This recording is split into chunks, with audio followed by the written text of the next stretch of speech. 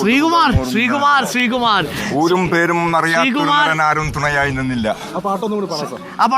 കൊടികൾ പലവിധമാർന്നു പറന്നു, കൊതുകുകൾ മൂളും നഗരത്തിൽ ഊരും പേരും അറിയാത്തൊരു നരനാരും തുണയായി നിന്നില്ല. ശരിയല്ലേ സാറേ? ശരിയാണ്. ഈ ദുരന്തം ഇവിടെ തുടങ്ങുന്നേ ഉള്ളൂ.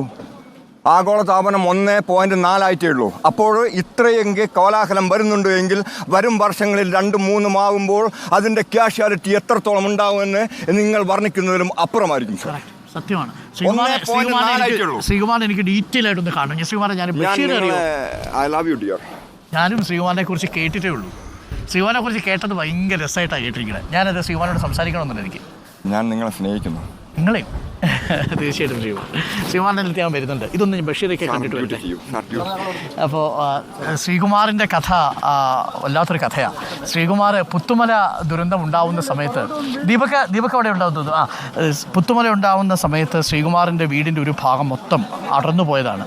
പിന്നീട് ഇപ്പോൾ ഒറ്റയ്ക്ക് ആര് പറഞ്ഞാലും ശ്രീകുമാർ അവിടെ നിന്ന് മാറത്തില്ല. ശ്രീകുമാർ അവിടെ തന്നെയാണ് താമസിക്കുന്നത്. ശ്രീകുമാറിന് ഒരുപാട് കാര്യങ്ങൾ പറയാനുണ്ട്. പലപ്പോഴും വലിയ പ്രതിഷേധമാണ് ശ്രീകുമാറിനുള്ളത് ഈ സിസ്റ്റത്തോട്. തീർച്ചയായും അങ്ങനെ ചില മനുഷ്യർ കൂടി നമ്മുടെ സമൂഹത്തിൽ വേണം. ഇങ്ങനെ വിളിച്ചു പറഞ്ഞുകൊണ്ടേ ഇരിക്കാൻ ചില മനുഷ്യരുണ്ടാവും. പക്ഷേ സമൂഹം അവരെ ചിലപ്പോൾ മറ്റെന്തെങ്കിലുമൊക്കെ ആയിരിക്കും പറയുക. പക്ഷേ എന്നാൽ പോലും ശ്രീകുമാറിനെ പോലുള്ളവരുടെ മനസ്സിൻ്റെ ഉള്ളിൽ അത് തട്ടിയിട്ടുണ്ട്. ശ്രീകുമാർ ഈ പറയുന്ന ജാടയ്ക്കും ഒന്നും നിന്നു കൊടുക്കുന്ന മനുഷ്യനല്ല. നമസ്കാരം.